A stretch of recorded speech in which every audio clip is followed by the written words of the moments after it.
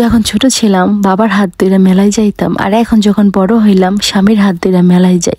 আসলে বাবা আর স্বামী এই দুইজন মানুষের মতন যত্ন কইরা ভালোবাসা কেউ কখনোই আগলে রাখতে পারে না। ছোটবেলা বাবা পালে, বড় হলে স্বামীর হাতে তুলে দেয়, তখন স্বামী পালে। দুইজন মানুষের মধ্যে কত মিল, তাই না? ছোটবেলা যে আবদারগুলা বাবাকে করতাম, বড় হয়ে সে আবদারগুলা স্বামীকে করি। এই যে আজকে মেলা, বললাম আমাকে মেলায় নিয়ে যাও, চুড়ি কিনবো, ফুল কিনবো, কত কি। স্বামী ঠিকই নিয়ে আসলো, আবার ক্যামেরাটা ধরে দিল, বললাম একটু ভিডিও করো। কত আবদার, কত বায়না, সব আবদার একমাত্র স্বামী পূরণ করে। ঠিক ছোটবেলা যেমন বাবা করতো, প্রত্যেকটা মেলা আসলে বা কোনো অনুষ্ঠান হলে বাবা আমাকে নিয়ে যাও, বাবা ঠিক নিয়ে যেত। আর আজ স্বামী নিয়ে আসে। এই যে এইখানে ইমোজি কিনতে চলে আসলাম। আচ্ছা, এগুলো কি বড় মানুষে কিনে? এগুলো না বাচ্চাদের জিনিস। স্বামীর কাছে হাজারো আবদার, হাজারো বায়না, ঠিক যেমন বাবার কাছে করতাম। বাবা মায়ের কাছে যেমন সন্তানরা কখনো বড় হয় না, স্বামীর কাছেও তার স্ত্রীরা কখনো বড় হয় না। হাজার আবদার, হাজার অভিমান সব স্বামীর সাথে করা যায়, যেমনটা বাবা মায়ের সাথে করতাম। এখন আবার অনেকেই কমেন্ট করেন আমার স্বামীর সাথে যখন আমি কোনো ভিডিও শেয়ার করি, ইস বুড়ি বেড়ির ডং দেখে মনে হয় 16 বছরের যুবতী। হ্যাঁ, আমি আমার স্বামীর কাছে এখনো 16 বছরের যুবতী আছি। প্রত্যেকটা স্বামীর কাছে তার স্ত্রী কখনো বুড়ি হয় না, 16 বছরের যুবতী থাকে। কারণ হাজার অভিমান আবদার আমরা স্বামীর সাথেই করতে পারি। একটা বাচ্চা যেমন করে ঠিক তেমন। তো যার দৃষ্টিভঙ্গি যেমন সে তো তেমনটাই ভাববেন। অনেকে আবার বলেন ইস বুড়ি বেড়ি ঢং দেখলে গা চলে। দেখা লাগবে না আপনাদের, দেখা লাগবে না, ভিডিও দেখেন না, ব্লক করে চলে যান। তবে হাজারো স্বামী স্ত্রীর সম্পর্কটা না এরকমই হয়। ও যদি 80 বছরের বুড়িও হয় না, তাও তার স্বামীর কাছে সে ছোট বাচ্চাই থাকে। কারণ হাজারো মান অভিমান, রাগ ঝগড়া সবকিছু একমাত্র স্বামীর সাথেই করা যায়। যেমন স্বামী একটা অভিভাবকের মতো। যারা বলেন বুড়ি বেড়ি ডং দেখলে বাঁচি না, গা জ্বলে, তাদেরকে বলি তাদের স্বামীরা হয়তো তাদেরকে বুড়ি মনে করে। তারা হয়তো নিজেকে বুড়ি বানিয়ে রাখে। তারা হয়তো তাদের স্বামীদের সাথে বাচ্চাদের মতো থাকে না, অবুঝ থাকে না, নিজেকে খুব পণ্ডিত মনে করে, নিজেকে একদম অভিভাবক বানিয়ে রাখে। স্বামীকে ওইরকম মূল্য দেয় না, অভিভাবক মনে করে না, পাত্তা দেয় না, ভালোবাসে না, বাচ্চাদের মতো করে না। তাই হয়তো তাদের স্বামীরা তাদেরকে বুড়ি বলে, তাই আমাদেরকেও তারা বুড়িই বলে। আর এইসব কমেন্ট করা লোক হয়তো 1000-এ 10টা পড়ে। ওই 10 জন লোকের মতো কি আর সবার লাইফস্টাইল হতে পারে? না। অধিকাংশ বোর এই স্বামীর কাছে বাচ্চা আছে, বাচ্চা ছিল, বাচ্চাই থাকবে মৃত্যুর আগ পর্যন্ত। তো যাই হোক, একটা নারী পুরুষ ছাড়া শূন্য। একজন স্ত্রীর সবাই হচ্ছে তার স্বামী।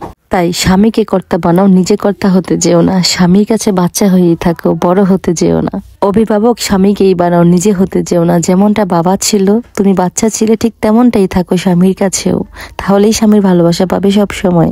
এই যে এই বাচ্চা মেয়েটার মতো, মা যেদিকে নিয়ে যাচ্ছে বাচ্চা মেয়েটা সেদিকেও যাচ্ছে। ঠিক আমাদেরকেও এমনই হতে হবে। স্বামী যেদিকে নিয়ে যাবে আমাদেরকে ঠিক ওই দিকেই যেতে হবে। তাহলে এই যে দেখো, আমার স্বামী আমাকে মেলা নিয়ে এসে দোতারাও কিনে দিচ্ছে। ঠিক প্রত্যেকটা স্বামী তার বউকে এইভাবে ভালোবাসবে, যেমনটা আমার স্বামী আমাকে বাসে।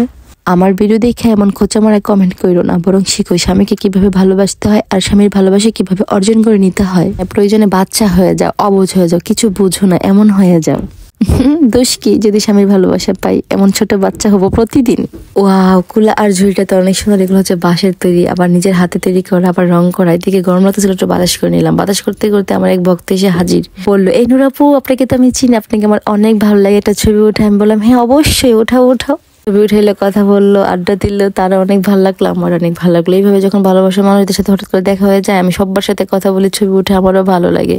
আর এই জন্যই হয়তো সবাই আমাকে অনেক ভালোবাসে। আমাকে বিরুতে যেমন দেখেন, বাস্তবে ঠিক এমন আমি অনেক মিশুক আর খুবই ভালো মনের। তো যাই হোক, এই মুজিগুলা টিকটকে আর ফেসবুকে দেখি মানুষ দিয়ে থাকে। আজকে সরাসরি হাতে ধরে ধরে দেখতেছি কি সুন্দর আর কি কিউট। এখান থেকে এটা নেবো, ওটা নেবো, 3টা 4টা নেবো।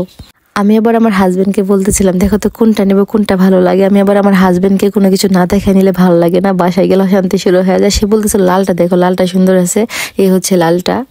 এটা তো রাগের ইমোজিটা নিবো না, রাগ আমার ভালো লাগে না। পরে আরেকটা নিলাম হলুদ, এইটা। আমার স্বামী বললো যে এইটাই নাও, তাহলে এটা সুন্দর। একটা নিবা কেন, 2টা নাও। তারপরে আমি আরো একটা পছন্দ করতেছিলাম।